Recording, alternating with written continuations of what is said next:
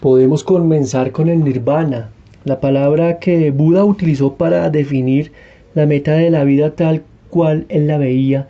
Etimológicamente, nirvana significa apagar o extinguir, no de manera transitoria, sino como se extingue el fuego. Cuando desaparece el combustible, el fuego se apaga y esto es nirvana. De esta interpretación ha surgido la extensa suposición de que la extinción que señala el budismo es el aniquilamiento total, completo. Si esto fuese así, estaría fundamentada la acusación de que el budismo es pesimista y niega la vida, y de este modo lo han interpretado los eruditos de los últimos 50 años. Nirvana es el destino superior del espíritu humano y su significado literal es extinción, pero debemos ser precisos en cuanto a lo que debe extinguirse, que son los límites del ser finito. Pero de ello no se desprende que lo que queda sea nada. Desde el punto de vista negativo, nirvana es el estado en el cual el rescoldo del deseo íntimo se ha consumido por completo y todo lo que restringe la vida limitada ha muerto. Desde el punto de vista positivo, es esa vida ilimitada en sí. Buda eludió todas las soluciones de descubrir de manera positiva lo incondicionable e insistió en que era incomprensible, indescriptible, inconcebible, inexpresable, porque tras eliminar todos los aspectos de la única conciencia que hemos conocido, ¿cómo puede hablarse de lo que queda? Uno de los herederos de Buda, Nagasena, defendió este punto de vista en el siguiente diálogo cuando se le preguntó cómo es el nirvana. Nagasena respondió a su vez con una pregunta. ¿Existe el viento? Sí, reverendo señor.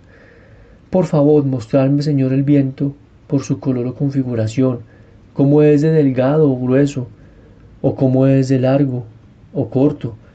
Pero no es posible, reverendo Nagasena, mostrar el viento porque no puede ser cogido con la mano ni tocado pese a lo cual existe.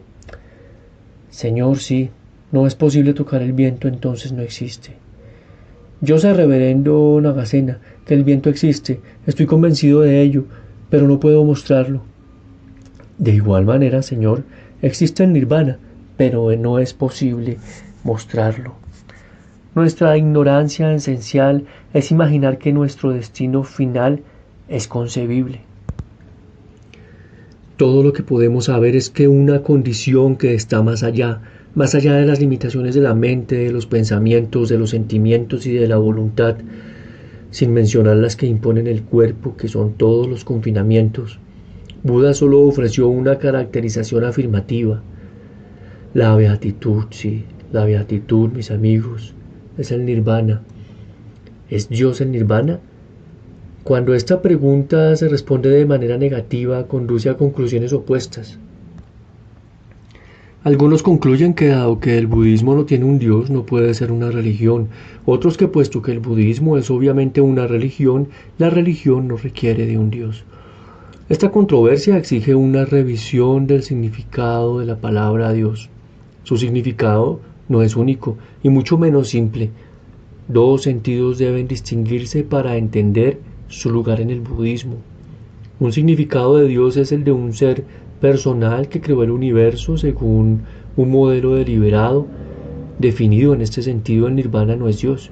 Buda no lo consideraba personal, ya que la personalidad requiere ser definida, cosa que el nirvana excluye. Y aunque no negó de forma expresa la creación, sí exoneró como responsable al nirvana. Ni la ausencia de un Dios creador personal es ateísmo, el budismo es ateo. Pero Dios tiene un segundo significado que, para distinguirlo del primero, es divinidad. La idea de personalidad no forma parte de este concepto que aparece en tradiciones místicas de muchas partes del mundo. Cuando Buda declaró, hay, oh monjes, un nonato, no convertido, ni creado, ni formado. Si no lo hubiese, no habría liberación de lo formado, lo hecho, lo compuesto. Parecía estar hablando de esta tradición Impresionado por la similaridad entre el nirvana y la divinidad, Edward Conze ha compilado de textos budistas una serie de atributos que se aplican a ambos. Se nos dice que el nirvana permanece estable, imperecedero, inamovible, sin edad, inmortal, nonato y no convertido, que es poder, beatitud y felicidad, el refugio seguro, el cobijo y el lugar donde se está a salvo de todo acoso, que es la verdad real y la realidad suprema, que es el Dios, la meta suprema y la única y sola consumación de nuestra vida, la paz eterna, oculta e incomprensible. Podemos llegar a la conclusión, junto con Kozen, de que el nirvana no es Dios definido como creador personal, pero que se aproxima al concepto de Dios como divinidad lo suficiente como para merecer el nombre en este sentido. Lo más sorprendente que dijo Buda sobre el ser humano es que no tiene alma. Esta doctrina anata sin alma también ha sido motivo de que la religiosidad del budismo se considere peculiar, que era el atta equivalente pali de Atma en sánscrito o alma, que Buda negaba. En aquella época había llegado a significar a una sustancia espiritual que, de acuerdo con la posición dualista del hinduismo, b. retiene para siempre su identidad separada. Buda negaba estas dos características. Aparentemente esta negativa de la sustancia espiritual, el alma como homúnculo, un espectro espiritual dentro del cuerpo que lo anima y le sobrevive, fue el aspecto principal que distinguía su concepto de transmisión de las interpretaciones que prevalecen en el hinduismo. Como auténtico hijo de la India, Buda no tenía dudas de que en algún sentido la reencarnación era un hecho, pero criticaba de manera abierta la forma en que sus contemporáneos brahmanes interpretaban el concepto. La esencia de su crítica puede extraerse de la descripción más clara que hizo de su propia visión del asunto. Utilizó para ello la imagen de una llama que pasaba de una vela a otra. Como es difícil pensar que la llama de la última vela es la llama original, la conexión parecería ser causal, una conexión en la que la influencia se transmitía por reacción en cadena, pero sin una sustancia perdurable. Si esta imagen de la llama le añadimos la aceptación del karma por parte de Buda, tenemos la esencia de lo que dijo acerca de la transmigración. Su posición podría resumirse como sigue. Primero, hay una cadena de causas que enlazan cada vida con las que le precedieron y con las que seguirán. Cada vida se encuentra en su posición actual por la forma en que se vivieron las vidas que la precedieron. 2. A todo lo largo de esta secuencia causal, la voluntad permanece libre. La legitimidad de las cosas es causa de que la condición actual sea producto de actos anteriores, mas dentro del presente la voluntad está influida, aunque no controlada. Los seres humanos tienen la libertad de moldear sus destinos. Tercero, los dos puntos precedentes aseveran la conexión causal de la vida, pero no entrañan la transmisión de sustancia alguna. Todo lo que encontramos son ideas, impresiones, sentimientos, flujos de conciencia, momentos actuales, pero ninguna sustancia espiritual. Hume y James tenían razón. Si hay un ser perdurable, siempre es subjetivo, nunca objetivo, jamás se muestra a sí mismo. La siguiente analogía puede ofrecer una concomitancia entre los conceptos que Buda tenía del karma y de la reencarnación. Primero, los deseos y desagrados que influyen en el contenido de mi mente, aquello a lo que presto atención y aquello que omito, no ha aparecido por accidente, tienen una genealogía definida. Además de las actitudes que he adquirido de mi cultura, me he formado hábitos mentales. Entre estos hay deseos de variado tipo, tendencias a compararme con otros en cuestiones de orgullo o de envidia y disposiciones hacia el contentamiento o su opuesto, la aversión. Segundo, aunque las reacciones habituales tienden a hacerse fijas, no estoy sujeto a mi historia personal, puedo tener ideas nuevas y cambios de sentimientos. Tercero, ni la continuidad ni la libertad que afirman estos dos aspectos exigen que los pensamientos o los sentimientos se consideren entidades, cosas o sustancias mentales que sean transferidas de mente a mente o de momento a momento. El adquirir de mis padres un sentido de justicia no implicó el traspaso de una sustancia, por etérea y espectral que fuese, de sus mentes a la mía.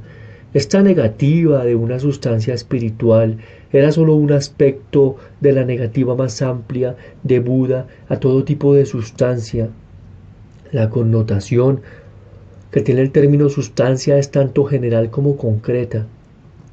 Por lo general se refiere a algo relativamente permanencia que yace bajo los cambios superficiales de las cosas en cuestión, que concretamente suele considerarse básicamente una materia.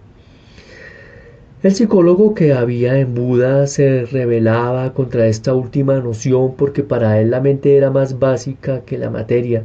Por otra parte, el empirista que había en él desafiaba las implicaciones de una noción generalizada de sustancia. Es imposible leer mucha literatura budista sin captar su sentido de transitoriedad, anicca, de todo lo finito, su reconocimiento del perecimiento constante de todos los objetos naturales. Es esto lo que da intensidad a las descripciones budistas del mundo natural. Las olas se suceden en una persecución eterna. O la vida es un viaje, la muerte es un retorno a la tierra, el universo es como una posada, los años que pasan son como el polvo. Buda puso la transitoriedad anicca a la cabeza de la lista de sus 3 señales de existencia. Característica se le aplica a todo en el orden natural. Las otras 2 son el sufrimiento, dukkha, y la ausencia de una identidad permanente o de un alma, anatta. En la naturaleza, nada es idéntico a lo que era un momento antes.